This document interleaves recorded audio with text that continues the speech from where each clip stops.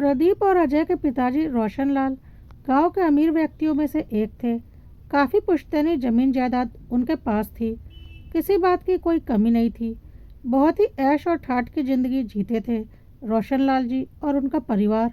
रोशनलाल जी का एक भाई भी था, प्रकाश लाल। यह सारी जमीन जायदाद रोशनलाल और प्रकाश लाल दोनों भाइयों के बराबर के हिस्से की थी।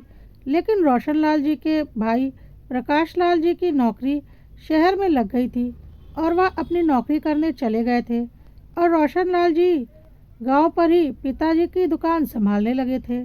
प्रकाश लाल जी कभी कभी छुट्टियों में गांव आया करते थे।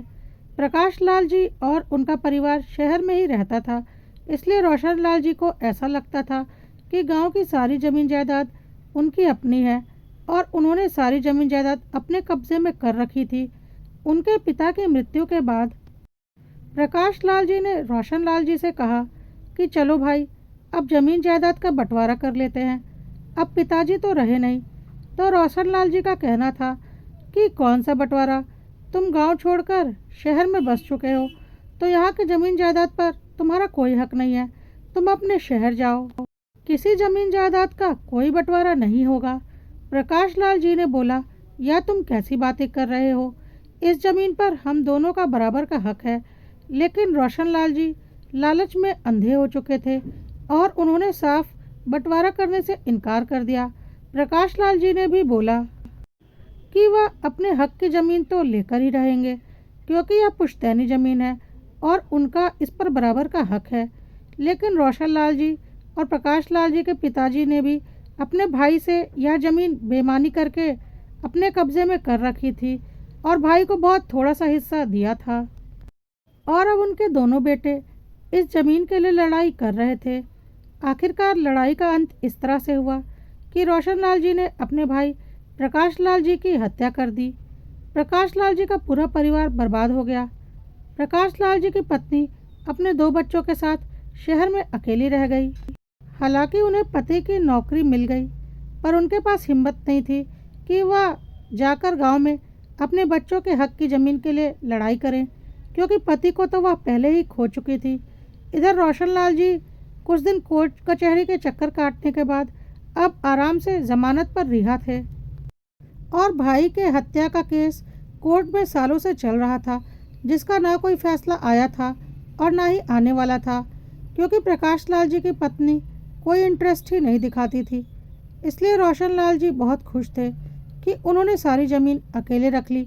अब उनके दोनों बच्चे ऐश करेंगे और उन्हें अपनी इस बेईमानी का बहुत घमंड था। प्रदीप पढ़ने में बहुत तेज़ था और डॉक्टर बनना चाहता था और अजय का पढ़ाई लिखाई में कुछ खास मन नहीं लगता था, इसलिए वह अपने पिताजी की दुकान में ही ज़्यादा वक्त बिताता था। एक दिन रोशन लाल जी अपने परिवार के साथ खाना खा रहे थे और बोल रहे थे, चलो अच्छा है, भगवान की दया से हमें किसी बात की कोई कमी नहीं है। समय पर हमारे दोनों बच्चे एडजस्ट हो जाएंगे। प्रदीप तो पढ़ने में बहुत होशियार है, ज़रूर डॉक्टर बनेगा, और अजय का पढ़ाई में मन नहीं लगता, लेकिन मेरा इतना बड़ा बिजनेस है, उसे अजय संभाल लेगा और प्रदीप अपना अस्पताल खोल लेगा।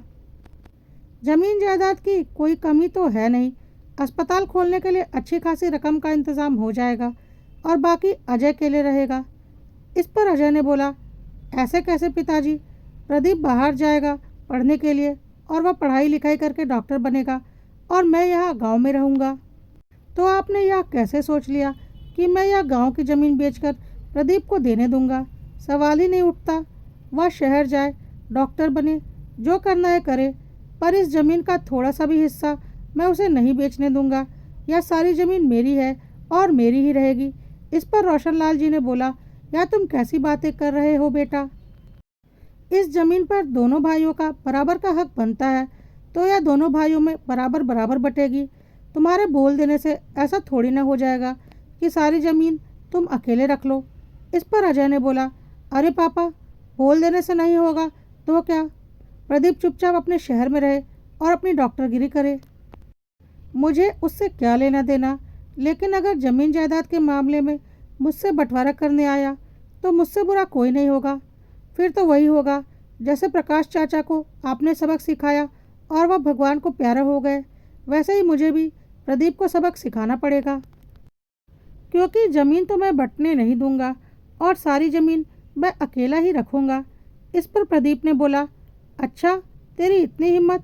तूने क्या मुझे प्रकाश चाचा जैसा कमज़ोर समझ कर रखा है कि पिताजी ने उन्हें मार दिया और वह कुछ नहीं कर पाए? तू मुझे हाथ भी तो लगा कर देखना। उसके पहले तेरी जान ना ले ली तो मेरा नाम बदल देना। यह सब सुनकर रोशनलाल जी का दिल थर्रा उठा। अपने बेटों के मुंह से वह यह कैसी बातें सुन रहे हैं। लेकिन फिर उन्हें अतीत की याद आने लगी। ऐसे ही तो उनके पिताजी ने बेईमानी करके अपने भाई के हक की ज़मीन मारी थी और उन्होंने भी बेईमानी करके अपने भाई को मौत के घाट ही उतार दिया था ताकि सारी ज़मीन उनके परिवार में आ जाए।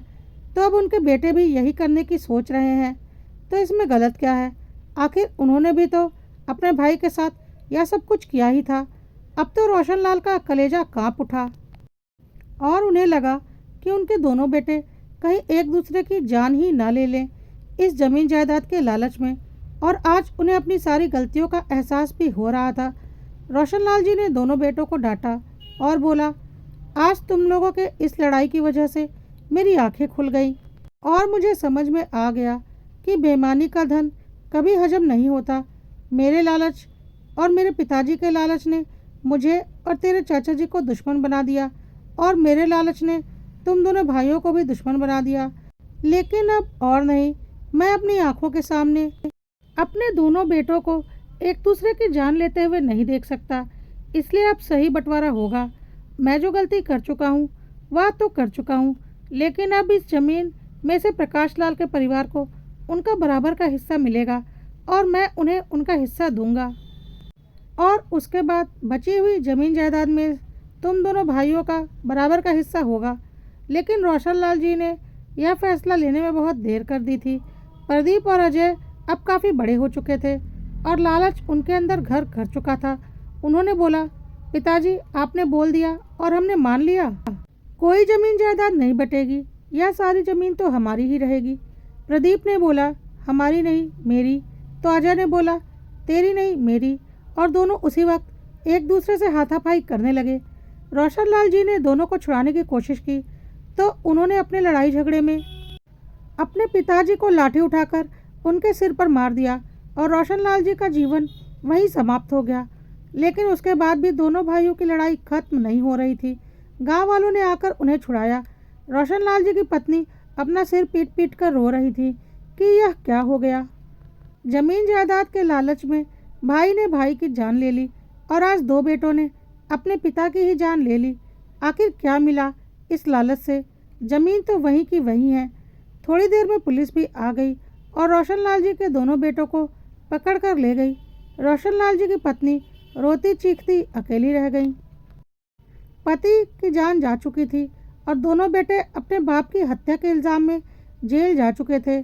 आज लालच का एक बहुत बड़ा अंजाम और कर्मों का फल एक साथ मिल चुका था और साथ ही साथ अब यह भी समझ में आ चुका था कि दूसरे के हक की संपत्ति मारकर कभी कोई सुखी नहीं रह सकता।